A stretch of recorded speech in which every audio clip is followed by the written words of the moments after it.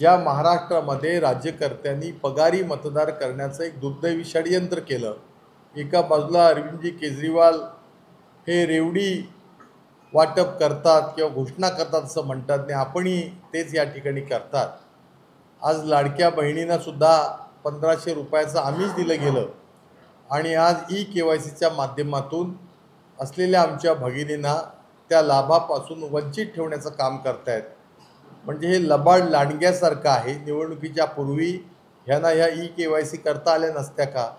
जर पात्र भगिनींना तुम्हाला हे द्यायचं होतं असतं, परंतु त्यावेळेला मतं पाहिजे होती म्हणून आमिष दाखवण्याकरता हा सगळा खेळ दुर्दैवी केला गेलेला आहे असं आमचं सगळ्यांचं मत आहे। आणि त्यामुळं ह्या सगळ्या राज्य सरकारच्या किंवा सत्ताधारी जे पक्ष आहे याचा तीव्र धिक्कार एक सक्षम विरोधी पक्ष म्हणून आम्ही करतोय। आज मी सुद्धा रत्नागिरी विधानसभेतल्या मतदार यादीच्या संदर्भातला मुद्दा या ठिकाणी आपल्यासमोर मांडतोय। जर आपण या ठिकाणी हा गट्टा पाहिला, याचा पेन ड्राईव्ह सुद्धा मी आपल्याला देणार आहे काही काळामध्ये। 23,000 सुमारे मतदार हे गेल्या विधानसभेच्या रत्नागिरीच्या निवडणुकीच्या मतदार यादीमध्ये बोगस होते, त्याच्यावरचा कोणताही कंट्रोल नव्हता। मी माझ्या सहकाऱ्यांच्या माध्यमातून निवडणुकीच्या पूर्वी रत्नागिरीचे जे SDO आहेत यांना ह्या सगळ्या मतदार यादीची यादी दिलेली आहे, बोगस मतदारांची। म्हणजे दुबार नावं आहेत, काही नावं ग्रामपंचायतीच्या पत्त्यावरती आहेत।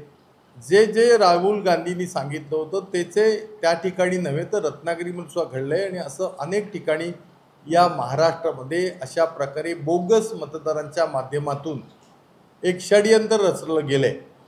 त्याचबरोबर एक अत्यंत ज्वलंत प्रश्न असा आहे, जसा शेतकरी आज अडचणीत आहे तसा रत्नागिरी शहर, रत्नागिरी तालुका किंवा पुऱ्या जिल्ह्यामध्ये सुद्धा जे वाहन चालक आहेत, मग कुणाकडं दुचाकी असेल, कोण आमचे रिक्षा बंधू 3 चाकी रिक्षा चालवतात, काही जण 4 चाकी खाजगी वाहनं आहेत, आमच्या राज्य शासनाच्या ST महामंडळाची 6 चाकी 8 चाकी बसेस आहेत, किंवा माल वाहतूक करणारे 10 चाकी 12 चाकी असे सुद्धा मोठे ट्रक्स आहेत। या ट्रक्स किंवा ह्या सगळ्या वाहनांचं आज गेल्या 6 महिन्यामध्ये रत्नागिरीतले रस्ते खराब असल्यामुळं खूप मोठ्या प्रमाणात नुकसान झालेलं आहे। आणि त्यामुळं ते नुकसान तर झालेलंच आहे। आमची आपल्या माध्यमातून प्रशासनाला विनंती आहे की कुठल्याही परिस्थितीत दिवाळीच्या पूर्वी हे सगळे रस्ते दुरुस्त होणं आवश्यक आहेत। हे रस्ते दुरुस्त होण्याकरता जे कॉन्ट्रॅक्टर आहेत, जे ठेकेदार आहेत, BNCच्या माध्यमातून 2 वर्षाची DLP असते। म्हणजे 2 वर्षामध्ये तो जर रस्ता खराब झाला तर त्या ठेकेदारानं तो रस्ता दुरुस्त करून द्यायचा आहे बाय डिफॉल्ट। आणि मुख्यमंत्री ग्राम सडक योजनेच्या माध्यमातून 5 वर्षाची DLP आहे। म्हणजे उदाहरणार्थ एखादा रस्ता जानेवारी 21 मध्ये जर केला असेल किंवा डिसेंबर 21 मध्ये केला असेल तर त्याची DLP डिसेंबर 25 पर्यंत आहे मुख्यमंत्री ग्राम सडक योजनेची। त्यामुळे जनतेला माझं आव्हान आहे आणि आपल्या पत्रकार बंधूंसमोर मला आव्हान आहे की आपण मुख्यमंत्री ग्राम सडक योजनेचे रस्ते ज्या ज्या ठिकाणी खराब झालेले आहेत ते ठेकेदार कोण आहेत याची माहिती घेऊन त्या ठेकेदारांकडून राज्य शासनाच्या माध्यमातून संबंधित विभागानं हे रस्ते कायद्याप्रमाणे नियमाप्रमाणे तात्काळ दुरुस्त करून केले पाहिजेत। रत्नागिरी शहरामध्ये सुद्धा सिमेंटचे जे रस्ते झाले आहेत याला 20 वर्षाची DLP आहे असं मला समजते, कदाचित कमी जास्त ती असू शकते। पण रत्नागिरीतले सिमेंटचे रस्ते सुद्धा खराब आज शहरातले झालेले आहेत। डांबरी अंतर्गत रस्ते तर आणखीनच खराब झालेत। तर त्यामुळं एक श्वेतपत्रिका रत्नागिरी नगरपालिकेनं जाहीर करणं गरजेची आहे की गेल्या 5 वर्षामध्ये सिमेंट कॉन्क्रीटचे रस्ते कुठले झाले, त्याचे ठेकेदार कोण आहेत। माझ्या मताप्रमाणे याचे ठेकेदार RD सामंत अँड कंपनी आहेत। तर माझी जनतेला सुद्धा विनंती आहे की आम्ही विरोधी पक्षाचं आमचं कर्तव्य पार पाडूच, पण आपण नागरिक म्हणून सुद्धा आम्ही आंदोलन करणार आहोत। तर उद्या 12 वाजता संपूर्ण रत्नागिरीमध्ये जिथं जिथं शक्य होईल त्या ठिकाणी जे जे वाहन चालक असतील, मला पत्रकार बंधूंना सुद्धा विनंती आहे, आपण 2 व्हीलर चालवता, 4 व्हीलर चालवता, माझे रिक्षा व्यावसायिक 3 व्हीलर चालवतात, तर यांना माझी विनंती बरोबर उद्या दुपारी म्हणजे उद्या तारीख 4 4 ऑक्टोबर रोजी दुपारी 12 वाजता ज्या नागरिकांना किंवा ज्या वाहन चालकांना असं वाटतंय की खरोखर ह्या प्रशासनाचं हे दुर्लक्ष आहे, ते लक्ष वेधून घेण्याकरता एक 10 मिनिटाचा चक्का जाम, फक्त 10 मिनिटं, जे 2 व्हीलर असतील, 3 व्हीलर असतील, 4 व्हीलर असतील, 6 व्हीलर असतील, 8 व्हीलर असतील, 10 व्हीलर, 12 व्हीलरचे गुड्स ट्रक्स असतील, यांच्या फायद्याकरता आम्ही सांगतोय. प्रत्येकाला व्यवसाय उद्योग आहे, ज्याला त्याला जायचं आहे माहिती आहे, पण आपल्या जीवनातली 10 मिनिटं उद्या जर आपले रस्ते चांगले पाहिजे, कारण आपण हाऊस टॅक्स भरतोय रत्नागिरीमध्ये, आपण प्रॉपर्टी टॅक्स ह्या नगरपालिकेच्या माध्यमातून बिल्डरनी नुसती ओसी दिली की पहिले पैसे घेतात. आणि त्यामुळे नगरपालिकेला तर माझा सवाल असा आहे, त्या ठेकेदाराचे 2% त्याची DLP हा विषय तर आहेच, पण नगरपालिकेनं जर एवढा महसूल नगरपालिकेला गोळा होतोय, तर रत्नागिरी नगरपालिकेला मुख्याधिकाऱ्यांना माझा इशारा आहे, तुम्ही तुमची श्वेतपत्रिका जाहीर करा. तुम्हाला हाऊसिंग टॅक्स किंवा घरपट्टी, ज्याला मिळकत कर आपण म्हणतो, हा मिळकत कर ह्या पायाभूत सुविधांकरताच खर्च करायचा आहे.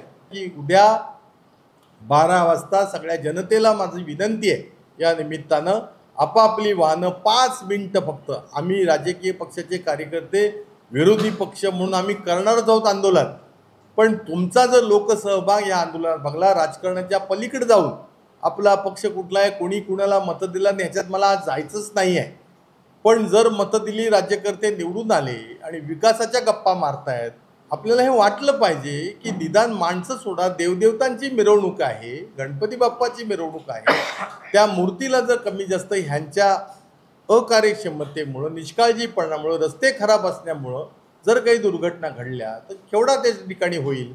आणि म्हणून आज या ठिकाणी मी पालकमंत्री रत्नाचे उदय सामंत यांना आव्हान देतोय की तुम्ही 5 वेळा निवडून आलात, तुम्ही लोकप्रिय आहात असं तुम्ही समजता, कारण बाकीचे अप्रिय आहेत, आम्ही अप्रिय झालोय, कारण ते लोकप्रिय, ते निवडून आले, तर निदान भान तरी ठेवा. आणि हेलिकॉप्टरनी विमानातनं फिरण्याऐवजी आपण जर आपल्याच राज्यातल्या रस्त्यावरून रोज फिरलात, त्याची व्हिडिओग्राफी केली, त्यांना राग येतो कदाचित, किशोरजी आला तरी चालेल, राग आल्याशिवाय माणूस काम करत नाही, नाहीतर ते गृहीत धरतात सगळ्यांना. सामंतांना इशारा या निमित्तानं, तुम्ही तात्काळ या ठिकाणी लक्ष, आणि प्रशासनाला जबाबदार धरू नका, तुमचं हे नाकर्तृत्व आहे, तुमच्यामुळे हे रस्ते खराब झालेत, कारण तुमचेच सगळे लोक ठेकेदार आहेत. आज त्या ठेकेदारांना पैसे मिळत नाहीत, दुसराच मुद्दा आहे. आणि म्हणून माझी या निमित्तानं विनंती आहे की उद्या 12 वाजता रत्नागिरीतल्या, तालुक्यातल्या, जिल्ह्यातल्या सगळ्यातल्या जे वाहन चालक आहेत, आणि दुपारी 12 वाजता आपापली वाहनं असाल त्या ठिकाणी रस्त्यावरती एक 5 मिनिटं, 10 मिनिटं, 15 मिनिटं एक प्रोटेस्ट, म्हणजे विरोध म्हणून, आपल्याला काही जनतेचा खोळंबा करायचा नाही. आम्ही तर उद्या शनिवार असल्यामुळं आजच 4 वाजता मुख्याधिकारी, सार्वजनिक बांधकाम खात्याचे अभियंता, अधीक्षक अभियंता या सगळ्यांना या संदर्भातलं निवेदन तर देणार आहोत. त्यांना आपल्या माध्यमातून आमची मागणी अशी आहे की पावसाळा 4 दिवसात संपणार आहे, दिवाळीच्या पूर्वी हे सगळे रस्ते दुरुस्त झाले पाहिजेत.